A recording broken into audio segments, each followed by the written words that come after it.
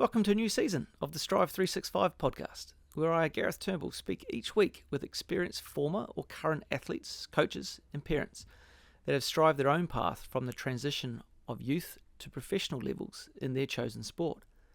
Here we discover their journeys, learnings and advice to like-minded athletes and coaches, as well as parents who we believe play a pivotal role in the ongoing success of their children's progressions. It is my aim to provide you some tips and insights that will help you on your journey to your next level. We also encourage you to give us a like, share or follow on our various platforms, including our YouTube channel, as well as engage in some of the interactive content which will be new for us this season. Okay, let's go! Geni O'Keefe, welcome along to the podcast. Thank you for having me. Hey, I'm really excited to have you on the show because I know that you listen to the podcast, which is great. So you kind of know how these conversations go. And as a sporting parent of a talented 16-year-old who has experienced a lot in the short time that I have known both of you, from moving from regional Victoria into Melbourne, to Metro Melbourne, to playing with boys and girls, to playing international football, missing selection, to earning the opportunity to have a contract with us at Melbourne Victory, all of the younger side of 16. So as a parent, sporting parent, you would have no doubt experienced a lot of lows as well as highs on that journey. So it's really special for me to bring parents on like yourself to draw back the curtain, share your experiences and learnings, and hopefully help. Probably our biggest audience is actually parents listening to the pod, which is great. Yes. And some amazing feedback around Dean Sapolo and Richard Bell from season 1. So yeah, excited to have you on. Thank you. I must say I do feel slightly underqualified compared to your previous guests, but being a parent is one thing I do know. So yeah, and that's what qualifies you as being a parent of a pre-high performance athlete. So no, I think you're fully qualified, more qualified than me actually. Yeah, probably in that sense. So just before we dig into your story, how has listening to Dean and Richard and even some of the athletes and coaches, because there's always an element speaking to parents, right? How has the podcast maybe helped your way of working or thinking or shape some of your actions moving forward? It's often the little things I find. Like I can't remember, it was one of the players, she said one thing she would do differently was ask more questions, like of her coaches and the staff. And that's one thing I took on, like for Poppy, obviously. But she's sort of still in the element of, oh no, I couldn't ask that. There's no way I'm asking that. So yeah, things like that are really helpful that hopefully she takes in, even if she says, she won't. Look, it's hard to pinpoint specific things, but I really like the way you drill down on things like a player or someone might make a general comment and you'll ask them, but what does that actually look like day to day? And they're the type of things that are really helpful. I find it fascinating. Even the one about, I can't remember his name. He was a New Zealand guy and it was all about young kids and encouraging movement. And that I found really interesting. Dr. Craig Harrison. I loved that one. I genuinely have really enjoyed them and the parents have really been encouraging them to get on and have a listen. Brilliant. No, that's good. Have you been listening as a family or by yourself?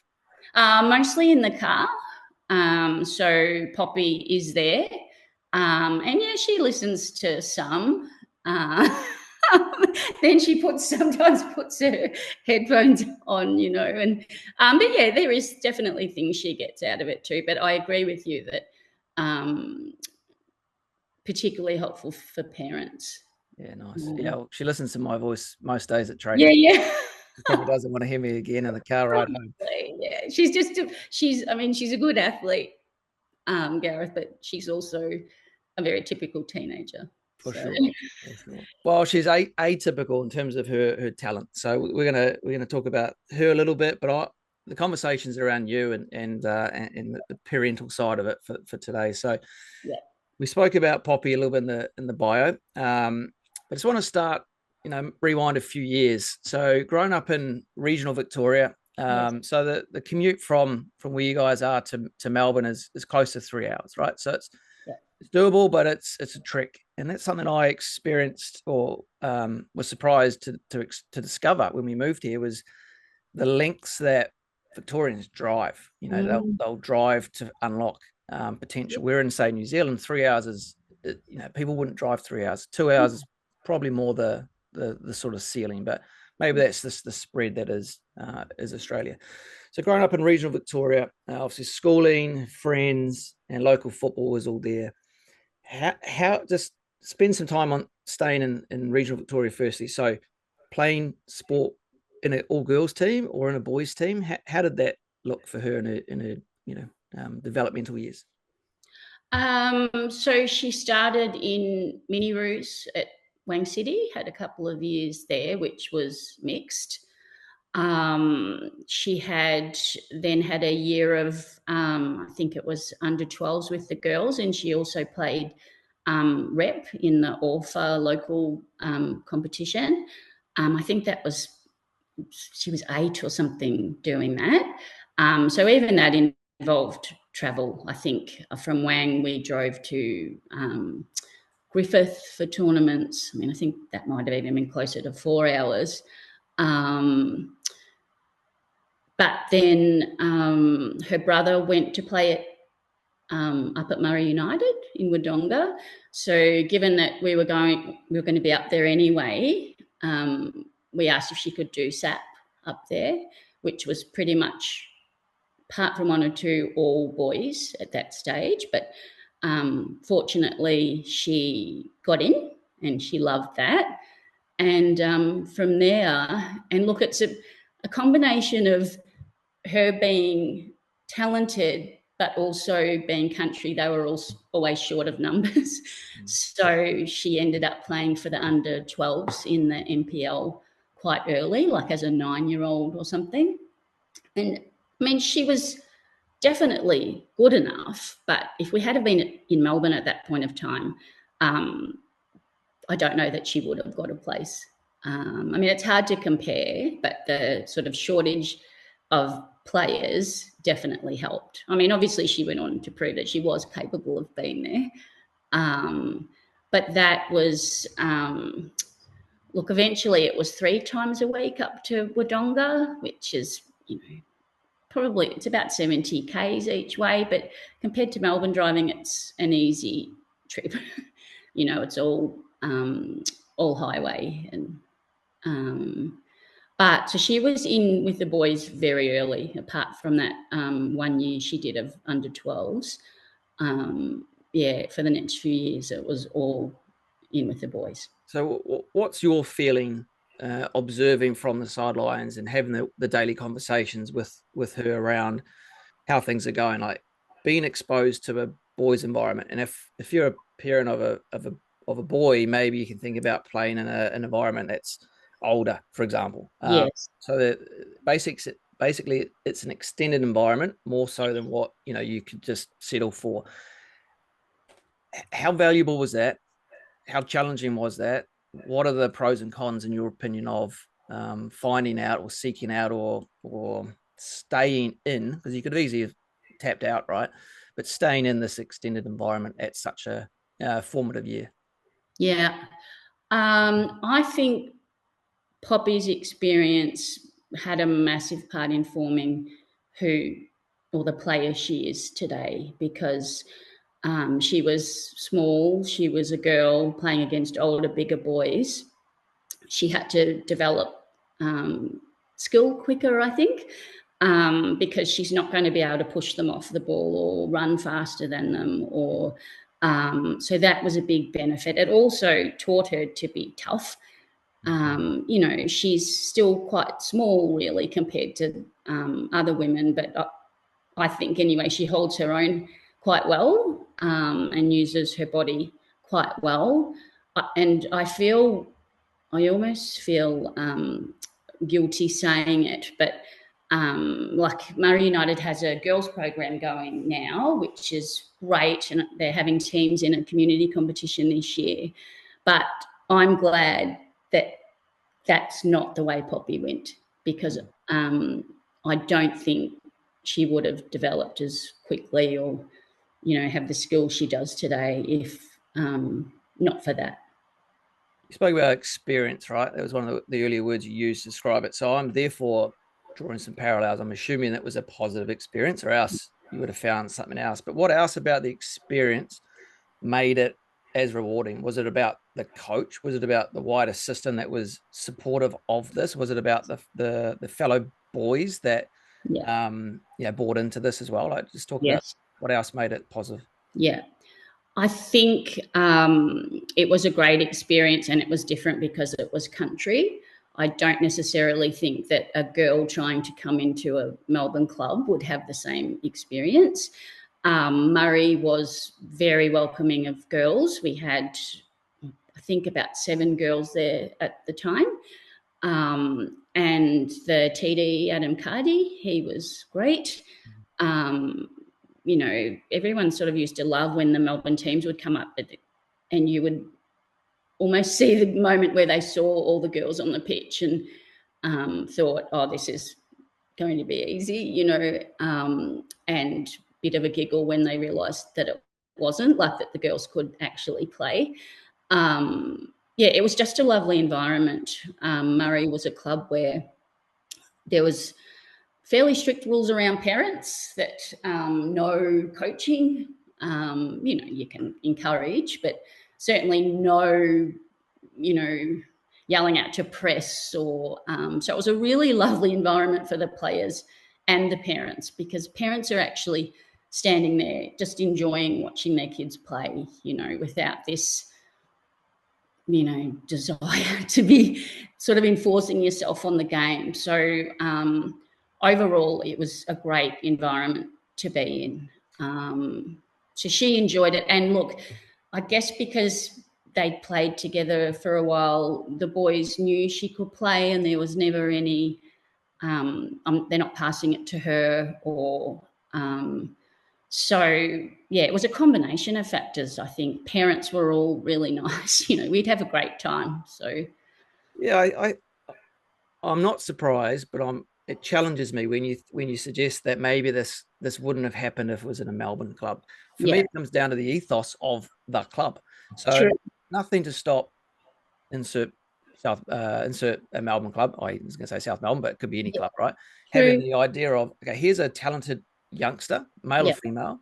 What is the best path for this particular player? Yes. If it was Poppy, it would be, okay, well, if she's interested and available and wants to play in a boys' team, then we should get around that, because that's going to help her on her journey to wherever her level and her ambitions are.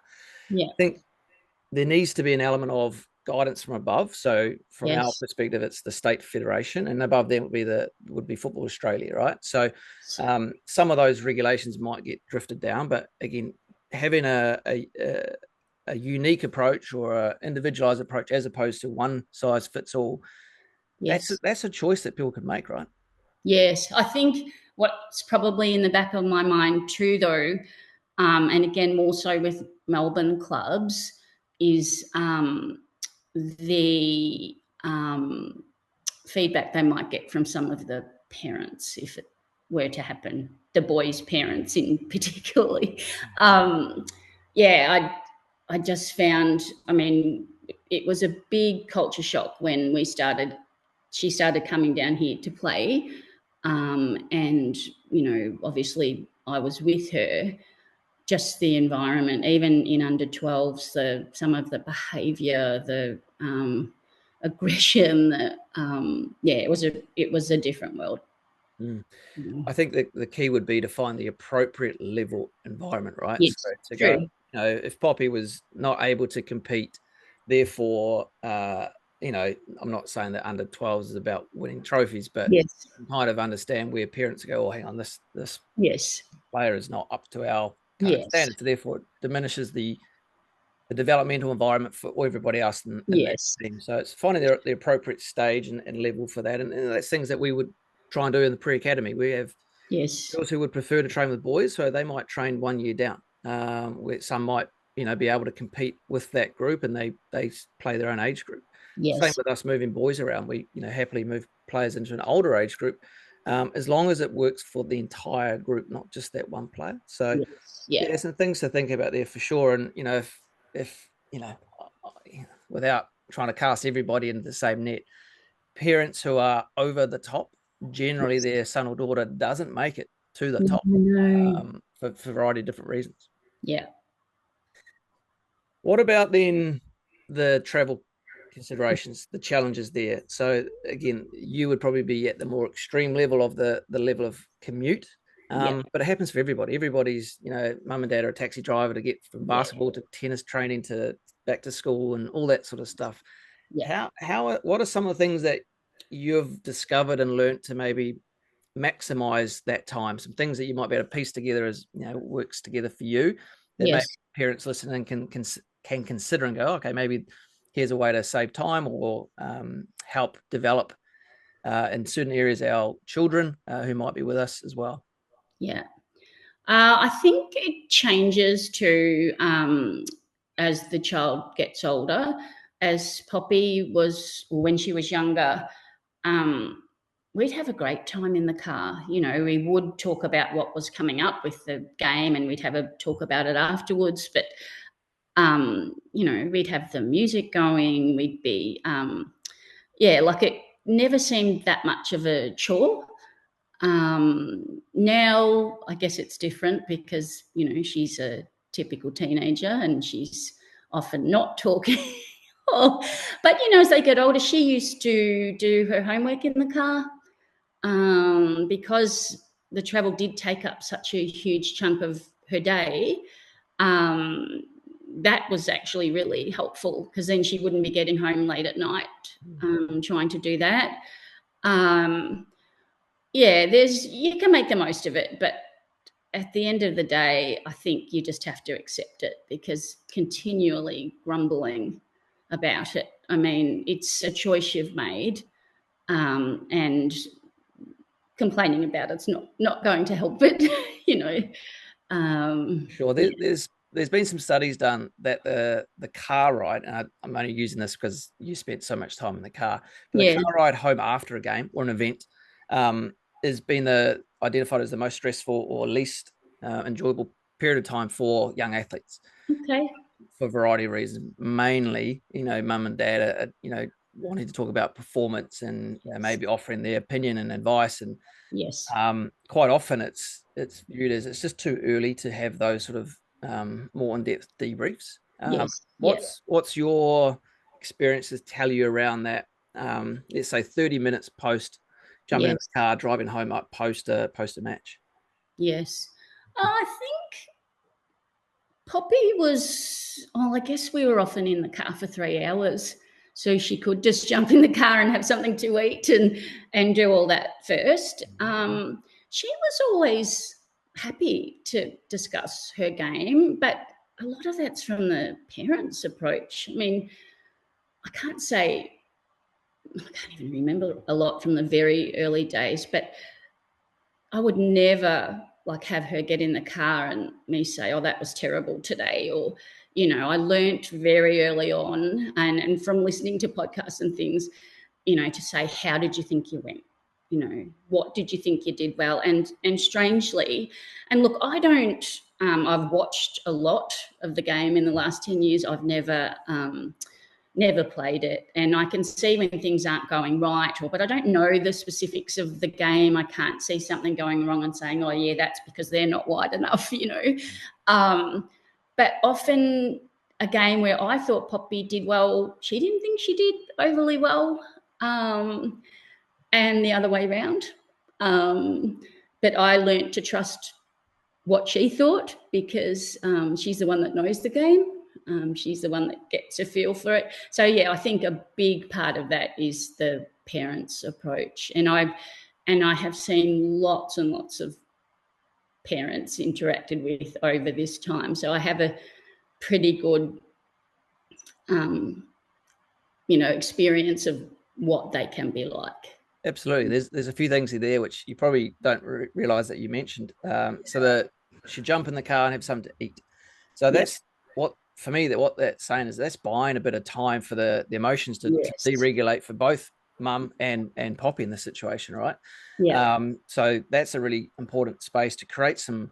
This happens to be food, but it could be, put on some music. Yes. Allow that space to sort of settle before it's like, all right, we're straight into conversation. Yes.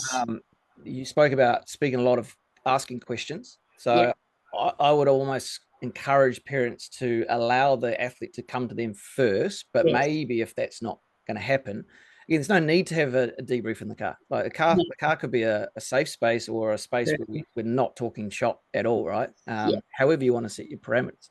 Yes. But with 3 hours, you want to talk about something, right? So maybe it's a long time. But I think the asking questions is a really valuable tool. That's what, as coaches, there's no point in me just saying, here's the answer. It's how do we get to the answer through conversation, through questions, which will allow the learning to stay deeper. So as a parent, asking questions, like teasing information out, and you as not a coach, well, that's a valuable thing, right? Yes. Athletes don't want mum to be their second coach. They want their mum to be their mum, or they need their mum to be their mum.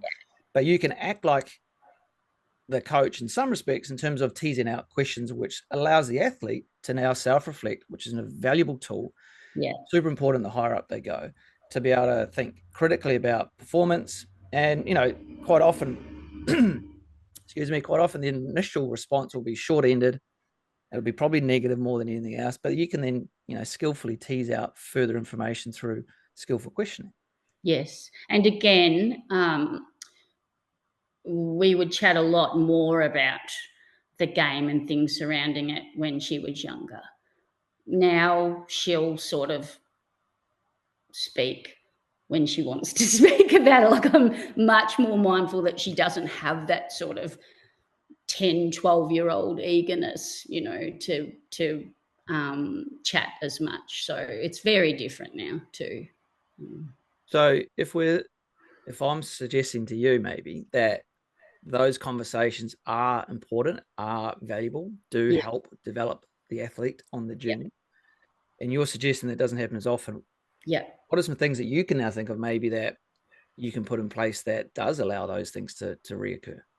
True. And that's for people listening as well, right? Yes. Yeah. I guess, like you suggested, it's for when they're ready to talk about it. Like, sometimes it might even be the next day she'll bring up something that happened in a game, or, because I find, teenagers often don't talk much at all. You'll hear them in their rooms, having a great old time with friends, or but then not necessarily saying a lot to you, So, I think the biggest thing is just being mindful of they will speak when they're ready, still trying to encourage it and letting them know that, you're there to have a chat. But I just find you really can't force it. I would like to be able to. You can be encouraging, I guess, but not forceful. And, I wish there was an easy answer to it. But if there was, we'd be chatting more, if that makes sense, It's not unique. Many will experience similar, but some of your families here in Melbourne, some are back in regional Victoria. Yes. You got 3 other children as well at different sort of ages. So how do you, are there ways that you connect the family together on a weekly basis, whether it's a weekly Zoom, whether it's a, family WhatsApp chat? Is there a way that you guys connect the whole group together? We do have a family chat, like just a text that everyone messages, or some message more than others, to be honest. They send us pictures of our pets frequently. We FaceTime quite a lot because, it is a very strange way to live, and we miss each other. But sometimes I find, and it sounds terrible, but missing the pets is almost harder because you can FaceTime a person and talk to them all the time, but you can't do that with the pet. And it's generally pretty manageable, but it's when things go wrong that it gets quite difficult. Like we had one of our dogs die quite suddenly last year, and the last thing I wanted to be doing was coming back to Melbourne where it's just Poppy and I. We wanted to be home there, which, I think we took an extra day, but, we had work, we had, so it's the times like that are really challenging. On the weekend, my husband brought our dogs to Avenel and I met him up there and we had lunch, but yeah, we try and get home when we can, but often these days it's only for a night. And that is really challenging. I keep referring to, Poppy's a typical teenager, but she really is. Like, they can be moody, they can be not always overly friendly, so that, if I'm really missing home or something and she is in a bad mood, it's really, really difficult because I'm thinking, oh my goodness, I could be home in Wang with the rest of the family. It's a big challenge. Yeah, it's a huge sacrifice as well. And Yeah.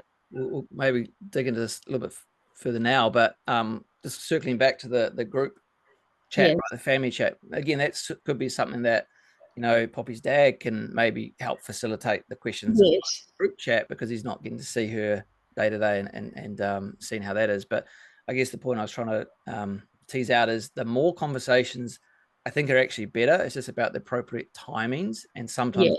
you need to wait for the athlete to come to you, but sometimes Yes. you need to tease that out of the athlete as well. So Yes.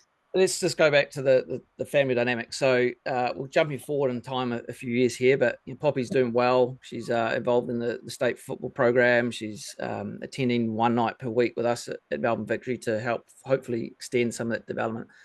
And the point comes where, as a family, you decide, okay, for the best thing for her chances to make it to where she wants to go, Yeah. she needs to be immersed around Melbourne Metro players, competition, Yes. coaches, environments, teammates. Yeah. So talk us through that kind of decision and maybe what it looks like now, just to paint the picture for people listening, and we can speak in detail after. Yeah. So the year before, so her year 8 year, it would have been, we were coming to Melbourne 3 times a week anyway, I think. We've been really lucky to have some really, nice, supportive friends. Like we had friends with an apartment where we could stay one night a week in the end. So even though we were still in Wang, it was a massive commitment and we were away from home a lot of the time anyway. And I don't know if you know, but Poppy has a cousin, Seb, that Pasquale, that plays for Western United. And he had basically already done what Poppy ended up doing. So he was also in Wangaratta. He left to come down here in year 9, I think, to MSA, like Poppy did. He was with Victory at the time. So we had a really good example of what could happen. And, we also, it was just really, really helpful. It would have been, I'm not sure if we would have done it if we didn't see that there was that path and that it was achievable. So that was really helpful. Then, there's also a lot of stress involved in it, not knowing whether she was going to get into the school or not being able to find accommodation till we knew, was she going to be in Roeville or was she going to be in Maribyrnong? It's a lot to manage. I have to say too, I had my own small business at the time that I could work my own hours. So that was very helpful, because if you had both parents working full time, I don't know if you would be able to manage what we did.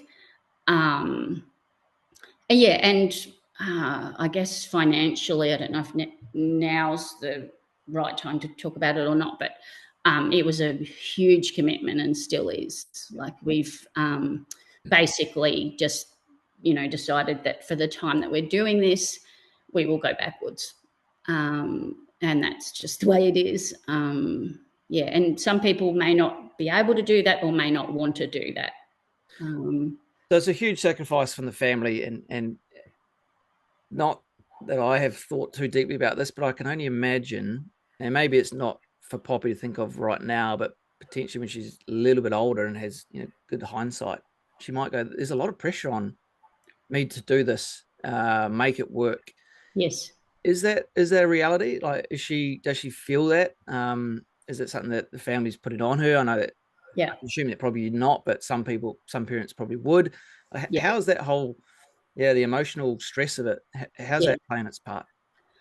Look, most of the time it's fine, but there are times when it is very stressful. We have always tried not to put too much pressure on her, but the reality is, like you said, the pressure is there. But we've always tried to say, look, we don't know where this is going, but we will do this for now. Give her the best opportunity. And with Poppy, I have always tried to, I don't know if it's the right thing to do or not, but I have always said, all you need to do is try. You need to give it your best every game, every training. I remember we had a conversation years ago where she was stressed or something before a game, and I said, oh, well, what are you stressed about? And she said, oh, well, if I don't play well, you'll be disappointed or something. And I said, no, have a think about that.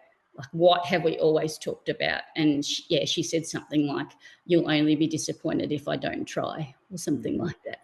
And I mean, in saying that, look, everyone has days where they can't try as much as, but I've always tried to make it about that because, and you look, to be fair, I have always acknowledged too that it's never seemed as difficult because Poppy generally has always been selected and done well in the things. Whereas and that's why we went to this effort, I guess, because she was sort of on the higher end of the pathway. If she wasn't, we wouldn't have made this investment of time and money. But yeah, look, it's hard on the other kids. They have missed out. Every holiday I think we've had in the last 10 years, apart from one, has been soccer related, which, I mean, it's still a holiday. You're in a great place, but you're watching games in the middle of it. And so one of the other big challenges there would have been the education piece. So taking Poppy, obviously, and yourself out of, schooling and the close support network that school provides, as well as the family life, to a new school, which initially was Maribyrnong Sports Academy, right? So maybe just talk about the challenges or learnings from that, and then if we fast forward to now, she's no longer at the school; she's doing online schooling. And I'm assuming that's based on her current sporting commitment. So maybe just pull back the curtain around the educational challenges that you guys have faced. Sure. I guess it even started when we were still in Wang, because the school had to be really understanding and helpful with her, because she was leaving, she was missing a full day each week and probably leaving at 12 o'clock 2 other days. So they were really helpful. Then when we came down to MSA, it wasn't as difficult as it could have been because she already knew some girls there through NTC. She seemed to settle in really well there. Their soccer program was really good. It was difficult at times because they would have morning trainings before school, and then she would have training in the evenings. But in the end, the school was really helpful with managing her load, because obviously everyone she's involved with wants her there at their sessions. Poppy is, I mean, she does okay at school. She's not overly academic. she certainly doesn't want to do medicine or so she's just switched to the VSV, the public online learning, and so far she's loving it and it's fitting in really well with her current timetable. So just go back to the MSA, right? So Maribyrnong Sports Academy. Yes. Thoughts on going to a sport-specific or sport-focused high school or education organisation versus sort of a traditional high school component? Thoughts on as an athlete? So, there will definitely be parents listening in who would have this sort of decision to make soon, potentially. Like, where do I send my son or daughter? To a sport-specific school, which will help with their development as an athlete, or are they just more conscious and aware of all their external athletic components, so therefore it's easier to manage, or actually to maybe stay away from the sports immersed environment and go to a more public general school? Yes, yeah. My opinion would be go for the sports school if the sport is that important to them. There's definitely, like, they do a high performance subject where they do gym. Can't remember how many times a week. There's their morning trainings, but there's that element of it which I think is really helpful, because again, Poppy didn't go there till year 9, but pretty sure they're starting that at year 7. So by the time Poppy got there, those girls had been in the gym for 2 years already, 3 or 4 times a week. I can't really speak to what it's like if they have high academic aspirations as well. Although Poppy has a teammate from last year who's doing year 11 there now, and she's exceptionally smart and doing really well there.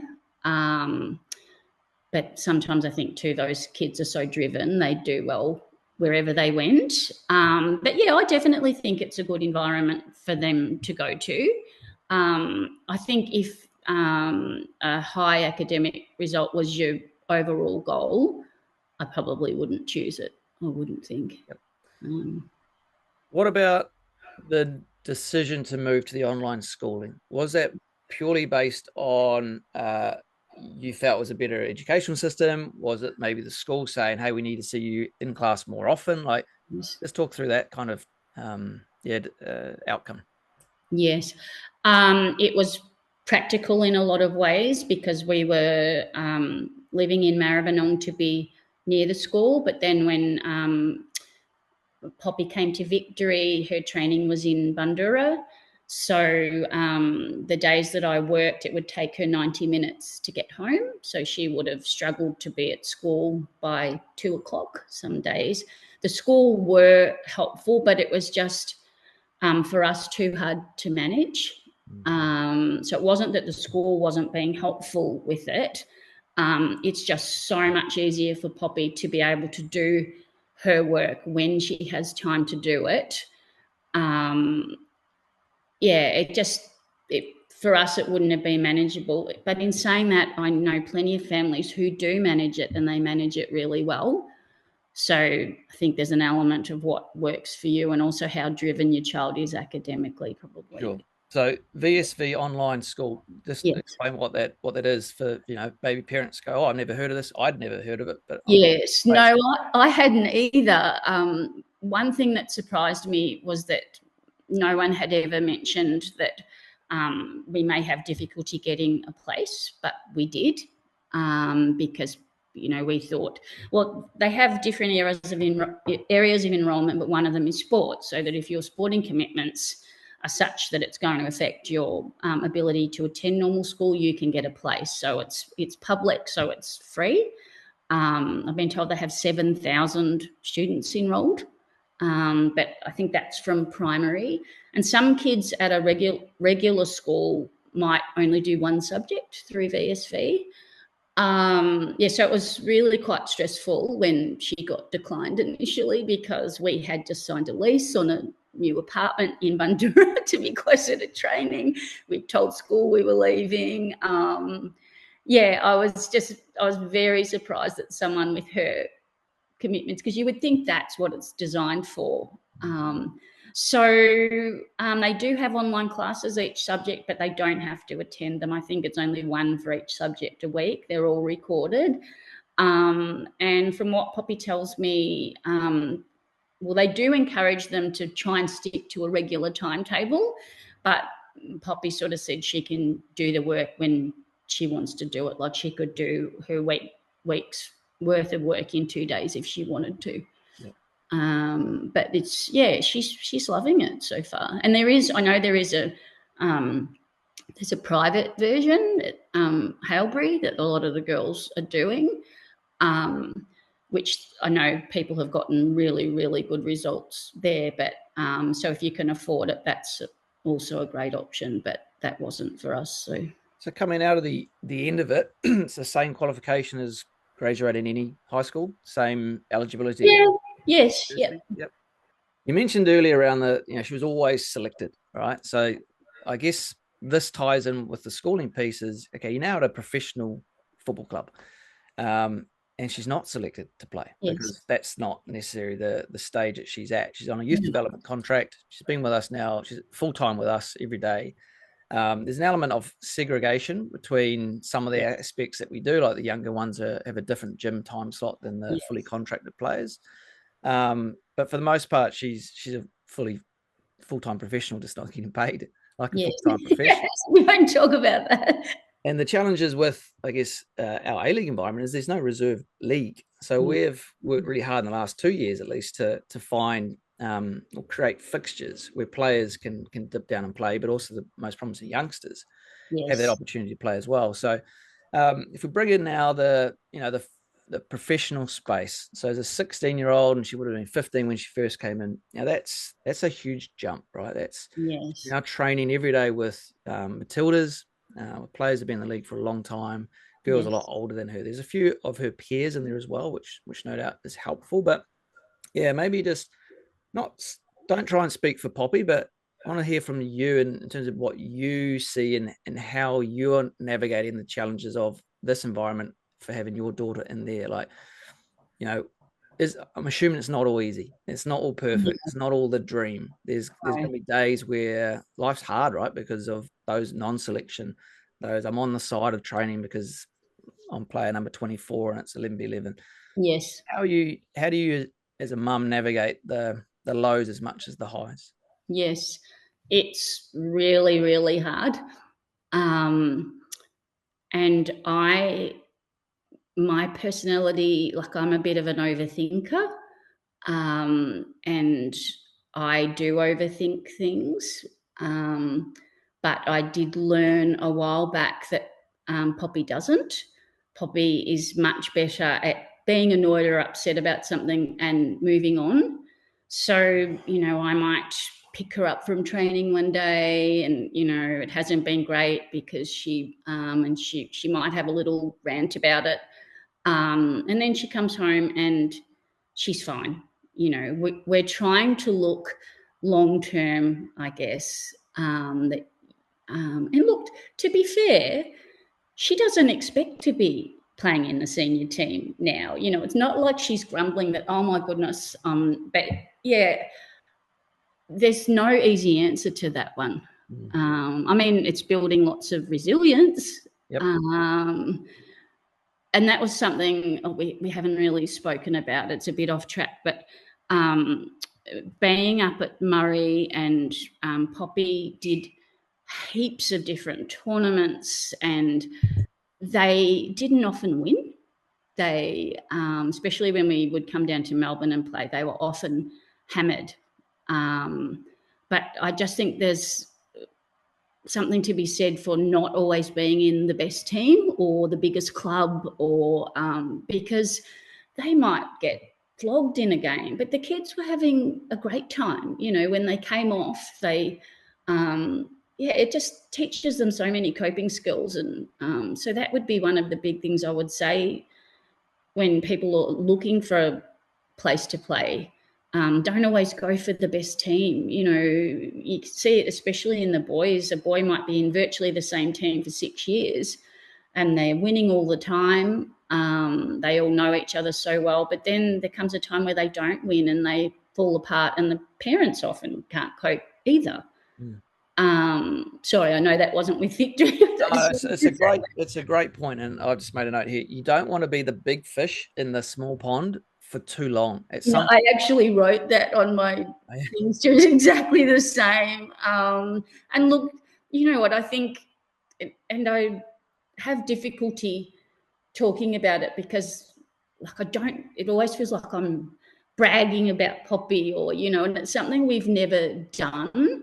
But if she had have stayed up, you know, in the local competition, she probably would be one of the best players there. And but, you know, she wouldn't have achieved what she achieved, I guess. You know, it was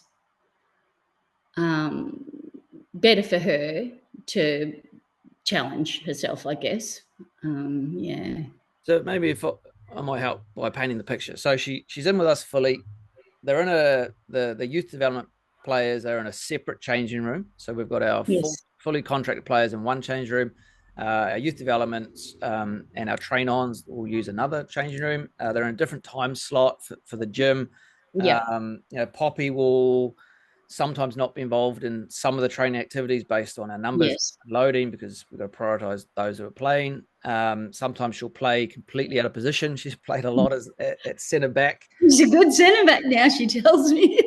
We want a good ball playing. You know, we played against Melbourne City a few weeks ago, and Rebecca Stott, who plays at centre back, excellent ball play defender. So Poppy was trying to replicate. Stotty, she says. So these are all things that, you know, are part and parcel of professional environments. Now, many athletes listening and parents of athletes listening won't be quite at this stage, but these are things to expect, right? They are. Does she come home, you know, annoyed, frustrated about, why am I playing centre back today? I hate it. Like, what are some of the things that she brings up that you know you need to navigate and put out as a little fires? Yeah. You know, to be honest, it's generally not that. She often likes being played in different positions, and she thought that was quite funny. I mean, obviously she played that position, which wasn't hers, but she said everyone was calling her Stoddy, and, you know, it was quite funny, and she had a great time, I think. The being separated is difficult, and it's something that I find frustrating, I guess, because she says that she's sometimes encouraged to go and have a chat with a certain senior player, you know, and I can see where that's coming from, but it's hard to make that connection naturally if you're sort of constantly being shown that you're not part of that group. She feels that overall she has a good connection with the group. She says, you know, she can laugh and joke with some of the players, but sometimes things like that she's probably not going to do, even though because, you know, they're 16, they're very worried about not being cringy, you know, so I can see why the expectation is there that they might do that, but sometimes it feels like everything has been set up so that they can't or don't feel comfortable doing that. Yeah. If that makes sense. It does, and it's interesting, and it's concerning for me to hear, because I'm part of the staff that facilitates the environment. So it's great to hear that, because that's something that we're not aiming to create, right? That's the plan. There's an element or thought behind. Obviously, there's some logistical stuff that, you know, splitting into two groups makes life easier, but that shouldn't be the reason why we do it. There's a thought that it's helping motivate or to encourage players to see where we're trying to help you develop too, i.e. the full contract, i.e. the nice changing room, etc., etc. But I think at times there's good information and reflection for us as staff and people, coaches listening in, that, you know, you can have good intentions to do one thing, but there's going to be a knockoff outcome, unintended sometimes consequence from everything that we do. I think it can sometimes feel like they're being punished, almost like doing the gym separately, or and look, it's not even that they expect to be doing everything with the senior team, but they honestly don't. But yeah, it's just a difficult area to manage, I guess. It's a bit the same with one of the other, she doesn't find it so much, but what I see as a parent is that it's great to be realistic about the fact that, like, you're not getting on the pitch this season. You know, this may happen in a couple of years or whatever. But I also find it takes away a bit of the fight, you know, that they don't feel like they're fighting for a place right now. So, and look, I'm not at training, so I don't know what sort of effort the girls are putting in, but yeah, I just wonder if it does have a little bit of an impact. I mean, and look, the answer to that isn't to tell them something's going to happen that's not. So I don't know, what do you feel around that? Yeah, like, I think we're trying to create environments and trying to develop players that are effectively going to go beyond our current stage, Yes. into European football, international for Matildas. So Yeah. there's always a juggling act, right? We're trying to get short-term performance. Yeah. And to do that, you're reliant on a smaller percentage of the playing group, but longer-term plans where therefore everybody's involved. So things like being comfortable without being too comfortable. So if the players are not putting in the effort because they believe it's just not going to happen, well, that's something that we should not be striving for. We should be striving for the opposite. Is still going to be pushing every day for something, but accept that maybe it's not, there's a timing thing, there's a bigger picture. The feeling of being separated or segregated or punished, that doesn't help anybody. But maybe it's also an education piece to the players and maybe also to the parents like yourself of why this is occurring. So therefore, I believe parents are huge advocates that we don't tap into enough to help mitigate some of that messaging around why we're doing things.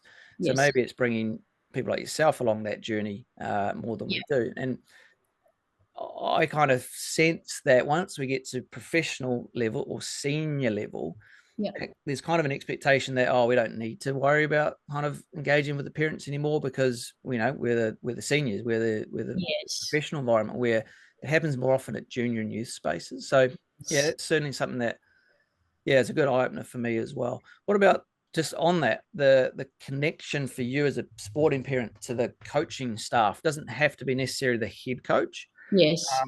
Because we're all working in service to the team, right? So as a parent, like at what point? Well, firstly, do you have the direct hotline to the head coach now in the professional space, or did that kind of stop at a certain stage?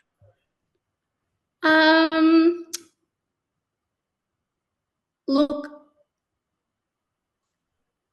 it's hard with coaches, and even across all her environments, I've often felt it's almost like coaches are scared to talk to parents. And I don't know if that's right or not, but it's the feeling I often get. And I imagine that part of it is because there are a lot of parents out there, or maybe not a lot, but a certain element of parents that probably spoil it for others to a certain extent because they are contacting coaches too much. But for me, if I'm going to email or message a coach, I've agonized about it, and it's something that I can't solve myself. Look, I have Jeff's number. I'm sure if I could call him if I needed to, but I wouldn't because there's people to go through first. Jeff did call me when Poppy got in the extended squad a couple of weeks ago, which was really nice. I've always been reluctant to approach coaches, to be honest, because generally, and this isn't Victory, this is just overall, you do tend to get a bit of a vibe that, what do you want? What are you going to ask for? Is it something that you would want a stronger connection with, irrespective of the stage that your athlete or your child in this case is at? Like, do you think there's things that you would like to be more aware of that you think can help ultimately the development and or the result of the team? Or do you think at some point, i.e. this stage, it's probably less about that? I think that I don't necessarily know if it would help the development of the team in particular. I think it would help the stress levels of parents at times. That's something it would definitely help with. Look, there probably are some insights into your own child that might be helpful at times. I don't feel that I need to be talking to Victory staff. I trust that, obviously it's different that Poppy's only 16. I think once they're 18, it's a little different, but yeah, it's, I guess, acknowledging that they are in that adult space, but they're not adults. It's a really hard one. I've always found it a little tricky, and that's, as I feel like I've never really, like, I've always tried to be friendly. I've never tried to be too overbearing, because I've seen the damage that over time, like you mentioned earlier, there's a few girls that Poppy has come up with that they were amazing players, but parents who just were too involved, too much stress on the parent. And yeah, unfortunately, they haven't gotten to where they possibly could have. So yeah, I've always been really mindful of that. Yeah, I think it's great if coaches can be a bit more open, but I understand that probably you open the door to that and you're not sure what you're going to get, Have you got any stories or memories thinking back to, again, coaches like either really positive or really negative? You take the names out, but different types of people, i.e. different coaches that have done things really well in terms of engaging parents or not engaging parents, which has had a positive or therefore negative impact on the athlete, not necessarily their trajectory, but maybe their joy for the game, their commitment levels, their, maybe their development as well. Yeah. I think, yeah, because often the players' perspective and the parents is so different, Yeah, I think with the coaches, sometimes from a parent's perspective, it's just being friendly sometimes. There was a particular set of coaches that if you walked past them at training, they sort of would always put their heads down and or even if they're right beside you. And it's like, I always just think it's easy just to smile or say hello, and there's probably a reason they're doing it. And again, they're probably worried what people are going to ask them about, but it just creates this gulf. So I think sometimes it's the basic things. You don't necessarily have to be having conversations about your child or the team but even just a hello, a smile, it doesn't have to be difficult. No, it's good advice. I remember receiving something similar because at times you can't, the word I wrote down is approachable. At times you can't be approachable because you don't have the time, or you're on some sort of, an intent mission. But somebody once said to me, like, yeah, like you're at the ground, you're in the tracksuit, we know who you are, but we don't feel like we can come and talk to you. And I was like, that's when I was, probably 15 years ago. That's always sort of stuck with me. It's create some space where, I'm going to say hello and smile. Even just that, the first time I walk past you and say, hey, how's it going? Good to see you. Then the next time you might feel a little bit more inclined to, ask me a question back. And therefore that conversation can happen a little bit more naturally. But yeah, certainly approachability is an important one. Yeah.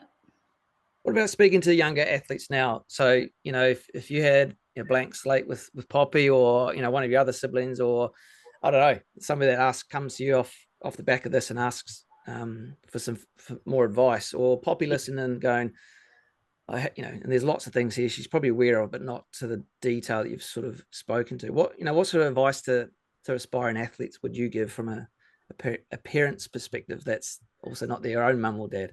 Yeah. Well, I always have to start it with be nice to your parents. I can't not say that. I think with Poppy, I mentioned earlier, just work hard. And that doesn't have to mean going and paying for a heap of different programs or coaches. Basics you can do in the backyard, when you go to trials, you mightn't be the best, most technical one there, but there's nothing stopping you from having the highest work rate or, being a good team player, being nice to people. These sound like really basic things, but I don't know, I just think they're important. I think staying humble is a really big one. I think the problem with the few people we've seen, they once you start to sort of believe that you're the best all the time, sometimes they start to feel like they don't need to try as hard, maybe, like always have something to fight for, I guess. So they'd be the main ones, I'd say. Oh, the other thing is, and this again is all dependent on parents and finance, but get yourself into as many different environments as you can. Like, we just would be going to tournaments all the time. Futsal. We've also, this isn't advice to players so much, but Poppy's been really lucky to have some really great coaches, supportive people who have been really helpful. Like we had a coach of my son's, Nick Mamone. We used to go up and to Wodonga when she had time, sometimes 2 or 3 times a week, and she'd do a skill session with him. And, we would pay him, but not nearly as much as he probably could have been asking. But if you're nice to people and good people, I think you're more likely to be given opportunities like that. That's just my theory. I don't know if but that's been our experience, I guess, that being nice is not hard and it's not expensive. Oh, I love that advice. And it's if we've got a pool of people and we're down to say last 2 and they're equal in everything and the potential or their ceiling is the same, and one's nice and one's not nice, or one's approachable, one's not, or one's a good teammate, one's not, that's pretty obvious which one's going to get that opportunity. So what about speaking to other support networks, so parents or grandparents or brothers or sisters or whoever that may be? You've spoken you mentioned a few times there's been some parents, crazy parents that maybe have been or their actions have been detrimental to the trajectory of their son or daughter, and they may not be aware of these things. Now, I appreciate it's only your opinion, but I'm asking your opinion around what are, if you're speaking to other parents, support networks, what are some things that you believe parents can do more of or less of? So I think parents can model the good behaviour. And again, that sometimes comes from what club they came through. We had a really good grounding with Murray, but I find that often when it's the awful parents on the sidelines, abusing refs, screaming at their children, the children can often end up with not the best attitudes too. Not always, like you do get the exceptions. And the behaviour of the parents is affecting the kids. You can see it, especially with juniors, kids that are afraid to touch the ball without, looking at their parents and waiting to hear what to do. And I understand for some people it's obviously an irresistible urge, but as a parent, it's your job to be better than that. And you're not helping the child at the end of the day, even though it might be somehow making you feel good and that you're, you're helping. It's actually just really sad, I find.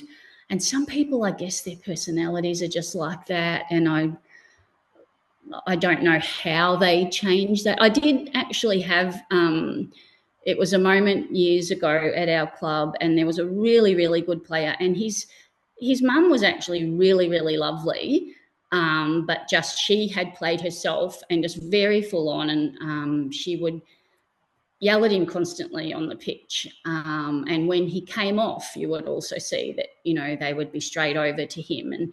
And she was telling me one day that he'd lost the enjoyment of the game. I think he was probably 13 or something at the time, and I don't know what to do. And I just had this moment where I stopped and thought, do I say something here or don't I? But I thought, no, I will. And I tried to be diplomatic, but just said, look, he's a fabulous player. We all love watching him play. He gives it his all, but you're so tough on him. Like, you know, you're not seeing what we're seeing.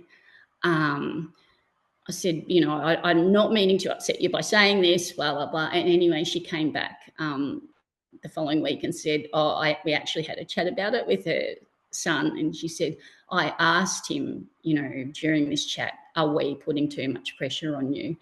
And he said, yeah, you are. And not that everything was rosy from then on, but so much better. Like he was playing better. He was, but I just thought that's just the perfect example of, you know, but you can't say that to everyone. Some parents, I wouldn't be game to say that to, because you just know that it wouldn't go down well. Yeah, and that's a mum speaking to a mum, which might make it easier as potential as well. Was she aware of what she was doing? Like, did she have a response to, yeah, this is what I think is helping, or was she literally just unaware? I honestly just think sometimes people are so in the habit of doing what they're doing and thinking that it was helping, and she clearly, it had not crossed her mind that her behaviour was impacting the way her child was playing. Yeah. Do you know if the child is still playing? Yeah, I'm pretty sure they are. Like, not, you know, super high level, but still playing, and I hope enjoying the game. Yeah. So I think, therefore, your intervention as a sporting parent with some reasonable level of awareness of what's worked well for you and your scenario with Poppy, to go, I think I can help here a little bit. But the fact he's still playing the game, whereas highly likely, if you didn't intervene and nothing to change, he probably would not be playing the game.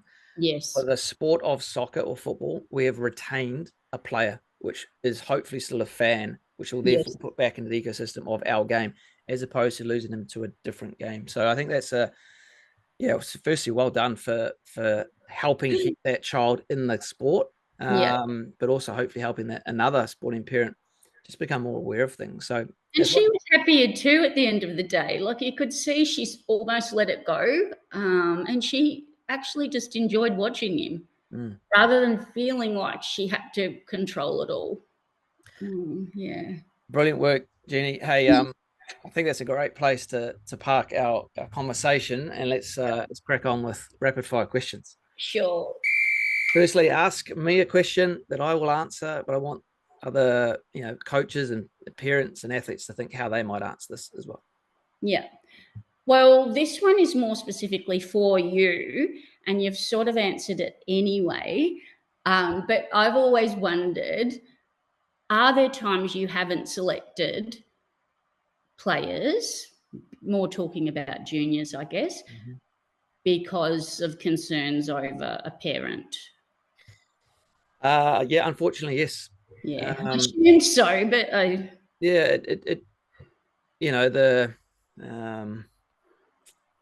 the ideal me would be a no, because you're picking players based on their own merits, but unfortunately it happens, right? And it does influence. So I think, I'm not going to mention who these two are, but I can think of two scenarios. It hasn't happened very often, but certainly one from a really difficult parent.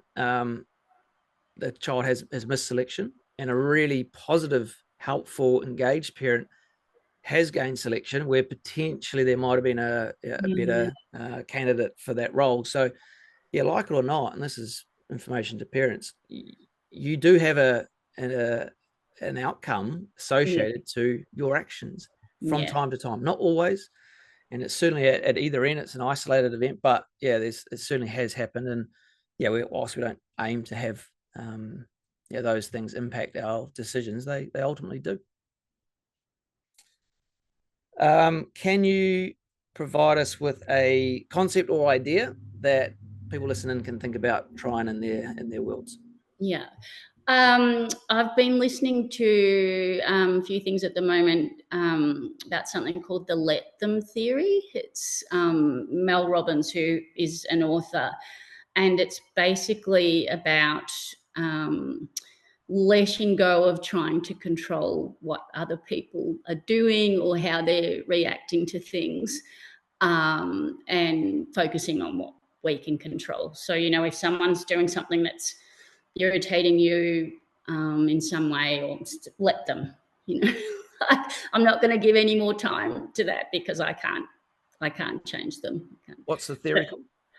Let them theory. Let them theory. Yeah. So, for someone like me, as I mentioned, that can be a bit of an overthinker, that's one thing I'm trying to do. Nice. Oh, cool. I'll research that a little bit further. Can you provide me a recommendation of a book, movie, TV series, or podcast that we can consume? Yeah, it's a bit of an oldie. I still like the Covey 7 Habits. Mm-hmm. I just found I did that a long time ago as part of a work retreat thing, and I revisit some of that. In particular, one of the habits is seek first to understand and then be understood. So it's about active listening because, and I was very guilty of it when someone else is speaking, thinking of what you're going to say next and what your opinion is. And so trying to stop and actually listen and focus on what they're saying. And it can actually make a really big difference to people if they feel heard. So yeah, I just find that that's a good reminder sometimes. Yeah, excellent book. If I gave you a magic wand and you can change, I'll let you decide what you would change. What would you do? So the biggest thing, and one of the biggest sources of stress, as we mentioned earlier, for Poppy in the last couple of years has been trying to manage the A-League, Football Victoria, which trainings to be at. If I had a magic wand, I would just wave it and everyone works well together and finds a way to make it work. Obviously, the girls want to end up playing in the A-League. So that is your end goal. So that's got to be part of your focus if that's your goal. But that's really difficult if you're not being allowed to attend trainings or and the second part of that is allowing, I think Bubs talked about it in her chat with you, allowing A-League teams in the NPL, or because one of the hardest things I think you mentioned earlier was there being no game. If you're a boy, you've got the 23s or whatever to drop into, but if you're a girl, and Victory does do a really good job of trying to organise, as you said, practice matches and things, but it shouldn't have to be like that. It just seems to be a big hole in the system at the moment that, you're so excited, the girls are so excited to be going to an A-League program, but that's the downside. Yeah. Amen. I wish I had that magic wand, because that would make me too. not only in my life easier, but I wholeheartedly buy into what you've just said there. Yeah. So, and it's something that I'm, me and a few other people are working hard every kind of week to get closer to those. But no, brilliant. What's one piece of advice that somebody once gave you that you can give us? It was actually given to someone else, but I stole it. In terms of parent, to keep the child grounded and humble. I just think they are nicer people and not entitled. Nice. Yeah. Have you got a quote for the week? I have. Well, I had a few that I wanted to choose from. But again, being someone who can stress a bit, I love the quote, what if I fall? Oh, but my darling, what if you fly? So, you won't know. Who's that from? Look, I'm not 100% sure. I did try to find the author, but that Google was telling me there was a few different authors. So I'm not going to quote one of them, but yeah, it just really resonated with me. Oh, brilliant. Love that. And finally, what is it that you are striving for at the minute? I would say I'm striving just to try and find joy in the small things, spending time with family, with pets, a good cup of coffee, that type of thing. Yeah, simple, but not always easy when life gets in the way. Oh, that's it. And this is hopefully one of the desired outcomes of having conversations like this with yourself on this podcast, is to hopefully help those little things become a little bit easier, or the bigger things become a little bit easier as well, especially for sporting parents listening, because I think that's a part of that triangle. And early episode this season with Robbie Johnson, he spoke about it, the players in the middle, and you can add the club and the parent and the coach and the athlete. Another way of thinking about this as well. But engaging insights from parents who are living the day-to-day and managing the fallout that sometimes from the athletes, but also athletes listening to hopefully yourself and thinking, just become a little bit more aware, a little bit more appreciative of some of the challenges and sacrifices and stresses that you also go through, but equally coaches and TDs or people who can have influence over systems. Yes. Go, we're missing out on some of the engagement with parents, because ultimately they have a huge impact on the development of the athlete, in case the child, and we're doing it for the athlete's enjoyment as well as the progression of the game. So I think I really appreciate your time, and no doubt a lot of people have taken things out of this conversation, as I have as well. Thanks, Gareth. Sorry, can I just say one final thing? This one is really important. FV would share every year a graphic of, an athlete's journey.